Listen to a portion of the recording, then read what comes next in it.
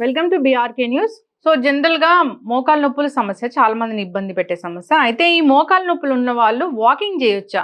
So walking ఎవరు చేయాలి, ఎవరు చేయకూడదు, ఏ టైంలో వాక్ చేస్తే మంచిది, పూర్తి వివరాలు తెలుసుకుందాం. మనతో పాటు ఉన్నారు ప్రముఖ యోగా అండ్ డైట్ గురు ఓం ప్రకాష్ స్వర్ణ గారు. సార్ నమస్తే అండి. సార్ మంచి మంచి విషయాలు చెప్తూ ఉంటారు. అంటే అన్ని మందులే కాదు, న్యాచురోపతి వైద్యాలు ఉంటాయి, యోగా ఉంటుంది, యోగా డైట్స్ ఉంటాయి, ఇలాగా న్యాచురల్ హోమ్ రెమెడీస్ ఉంటాయి ఇట్లాగా.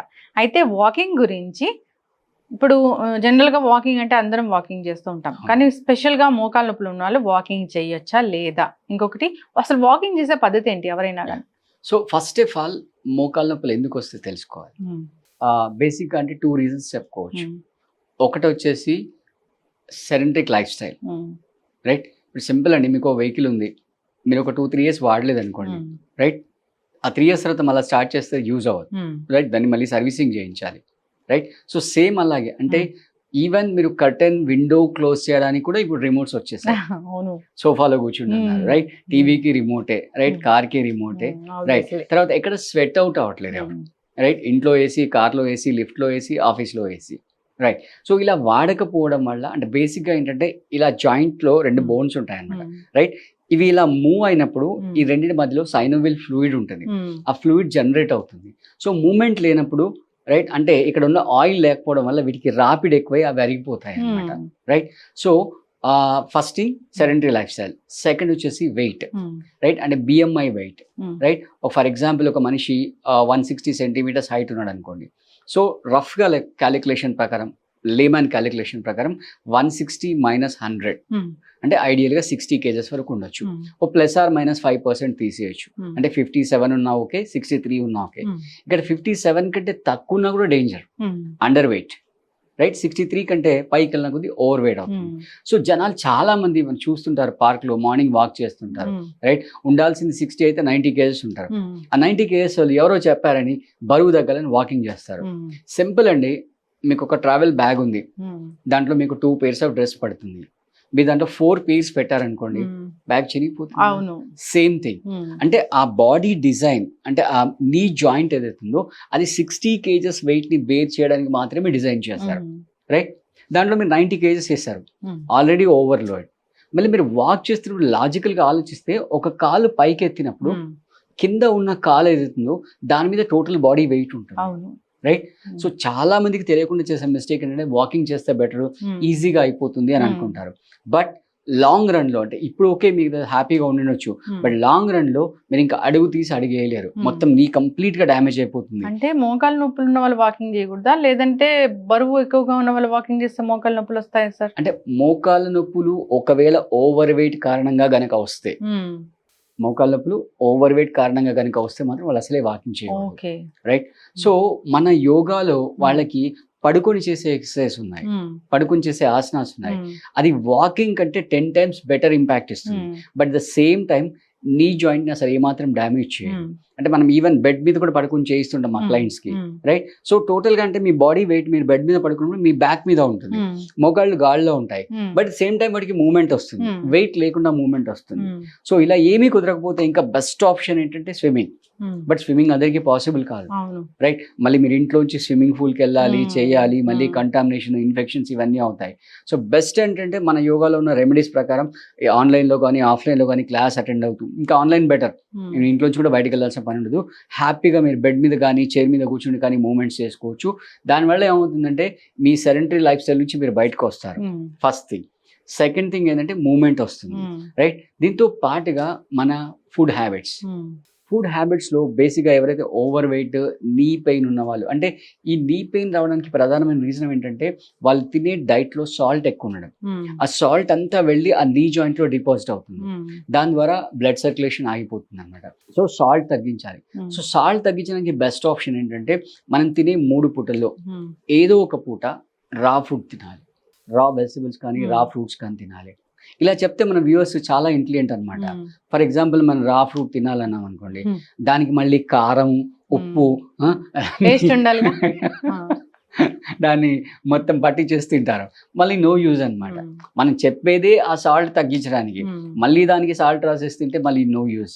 సో ఒక పూట కంప్లీట్గా రా ఫుడ్ తింటే రైట్ వెయిట్ అనేది తగ్గుతుంది, తద్వారా ఈ నీ పెయిన్స్ అనేవి తగ్గుతుంటాయి. సో నీ పెయిన్స్కి మాత్రం walking is highly not at all recommended. మీరు ఎక్కడైనా సరే, ఇప్పుడు ఈ విధంగా మీరు సోఫాలో కూర్చుని కూడా మూవ్మెంట్స్ చేసుకోవచ్చు, లేదు అంటే పడుకొని చేసుకోవచ్చు. ఫస్ట్ మీరు మీ BMI మెయింటైన్ అవుతుందా లేదా చెక్ చేసుకోండి, రైట్. మీ వెయిట్ని సెంటీమీటర్స్లో క్యాలిక్యులేట్ చేసుకొని -100, రైట్. 180 centimetres -100, 80 kgs, right. ఇంకొక విషయం నేర్చుకోవాల్సింది ఏంటంటే, ఒక పర్సన్ గనక 1 kg ఎక్స్ట్రా వెయిట్ ఉంటే నీ మీద ఇంటూ 4 kgs లోడ్ పడుతుంది. ఫర్ ఎగ్జాంపుల్ 5 kgs ఎక్స్ట్రా ఉన్నాడు అనుకోండి, 5 × 4 20 kgs లోడ్ పడుతుంది. ఎందుకంటే ఇప్పుడు ఈ మనం కూర్చున్న బిల్డింగ్ ఉంది, ఈ బిల్డింగ్ మొత్తంకి ఇంపార్టెంట్ ఫౌండేషన్. సో అలాగే మన బాడీకి ఇంపార్టెంట్, మన బాడీకి ఫౌండేషన్ నీ జాయింట్స్.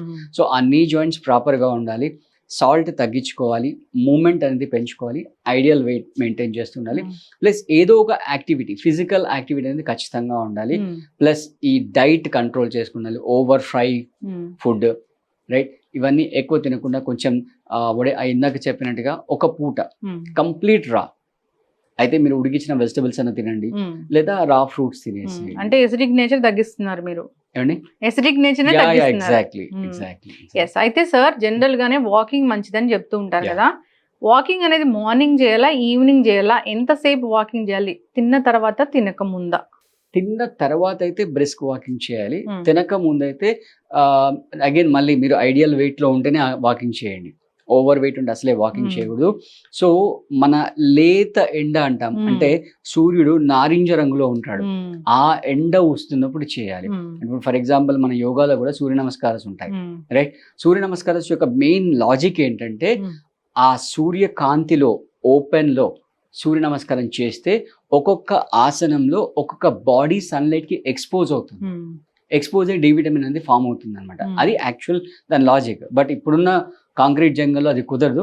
బట్ సమ్హౌ మీరు ఈవెన్ సూర్య నమస్కారాలు చేసినా కూడా బెనిఫిట్ అవుతుంది. ఖచ్చితంగా చక్కగా చెప్పారండి. ఎంత టైమ్ ఆఫ్ వాకింగ్ అనేది ఇంపార్టెంట్? 20 minutes వాకింగ్ సరిపోతుంది.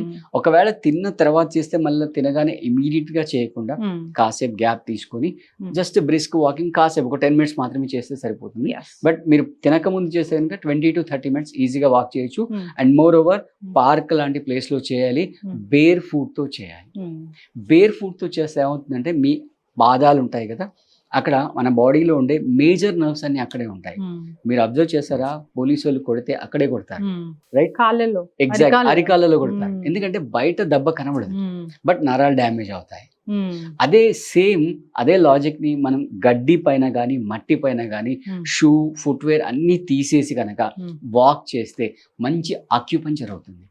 మీరు సపరేట్ గా మళ్ళీ అక్యుపంచర్ మళ్ళీ సపరేట్ గా మీరు అక్యుపంచర్ సెంటర్కి వెళ్ళి అక్కడ డబ్బులు పెట్టి మసాజ్ చేయించుకుని అక్యుపంచర్ చేసుకోవాల్సిన అవసరం లేదండి. బేర్ ఫుట్ అంటే మీరు ఇంటి నుంచి వెళ్ళేటప్పుడు పార్క్ దాకా షూతో వెళ్ళండి, అక్కడ షూ వదిలేసేయండి, వదిలేసి బేర్ ఫుట్ తో హ్యాపీగా వాక్ చేయండి. గడ్డిలో తీస్తే ఇంకా మంచిది. చక్కటి ఇన్ఫర్మేషన్ సార్, చాలా చక్కగా చెప్పారు. సో ఓవర్ వెయిట్ ఉన్న వాళ్ళు, ఆల్రెడీ మోకాలు నొప్పులు వచ్చాయి ఓవర్ వెయిట్ వల్ల అన్న వాళ్ళు కూడా వాకింగ్ అనేది చేయకూడదు. సో వాకింగ్ లేత ఎండ టైంలో చేయాలి. సో బిఫోర్ ఫుడ్ అయితే లైట్గా వాక్ చేయాలి, లేదంటే ఆఫ్టర్ ఫుడ్ అయితే బ్రిస్క్ వాక్ అనేది చేయాలి. 10 to 15 minutes ఎనఫ్. ఖచ్చితంగా అండి, అందరూ పాటించాలని కోరుకుందాం, ఆరోగ్యంగా ఉండాలని కోరుకుందాం. చక్కటి ఇన్ఫర్మేషన్ సార్, ధన్యవాదాలు.